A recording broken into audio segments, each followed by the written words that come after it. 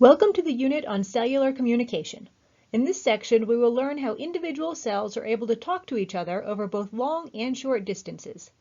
The key topics include a general overview of cell signaling mechanisms, followed by a detailed look at cell signals and their receptors. Let's start with an overview. All cells, from prokaryotic bacteria to eukaryotic cells of multicellular organisms, are able to communicate. Cell communication involves four essential elements. The first is a signaling cell.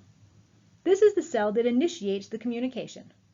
The second are signaling molecules, which are released by the signaling cell.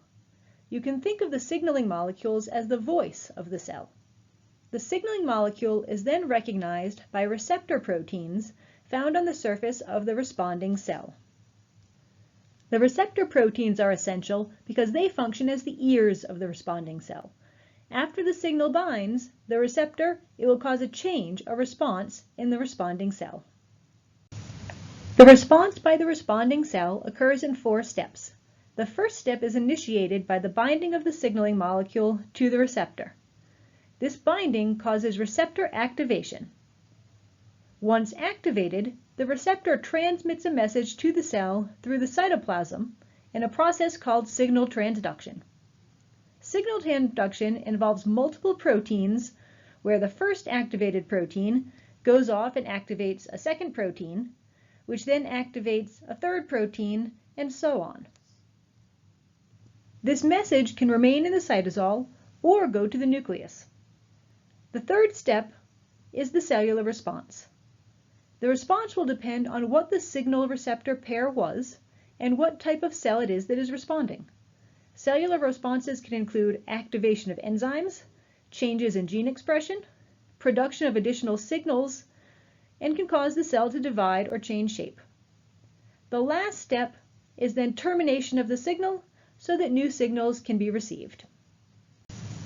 An excellent example of communication between single-cellular prokaryotic bacteria is called quorum sensing.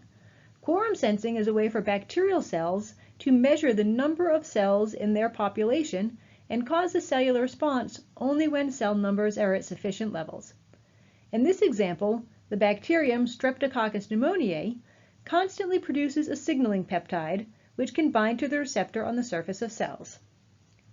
When the peptide binds, the bacterial response is to take up DNA from its environment to incorporate into its genome. When there are only a few cells in the environment, like there are here, there is a low concentration of the signaling peptide, and it diffuses away into the environment instead of binding to the receptor.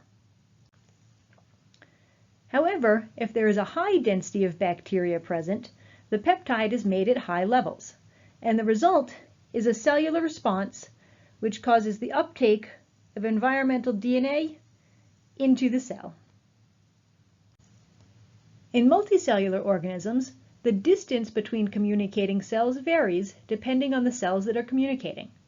There are four types of communication that occur in multicellular organisms. They are endocrine, paracrine, autocrine, and contact-dependent signaling. Signaling over great distances is called endocrine signaling. In endocrine signaling, the signaling molecule travels through the bloodstream using the circulatory system to move from the signaling cell to the receptor cell.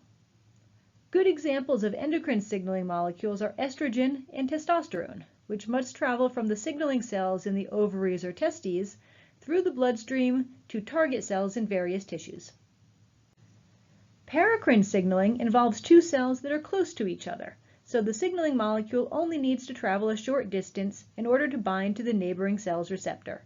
In paracrine signaling, the signal is usually a small, soluble molecule such as growth factors, which stimulate receptor cells to grow and divide. Autocrine signaling occurs when the signaling cell and the responding cell are the same. You can think of autocrine signaling as the cell talking to itself. Autocrine, as well as paracrine signaling, are both important during embryonic development. The last type of cell signaling does not involve a signaling molecule that is secreted from the signaling cell. Instead, it occurs because of direct contact between the signaling cell and the receptor cell. Contact-dependent signaling is essential for development of the central nervous system.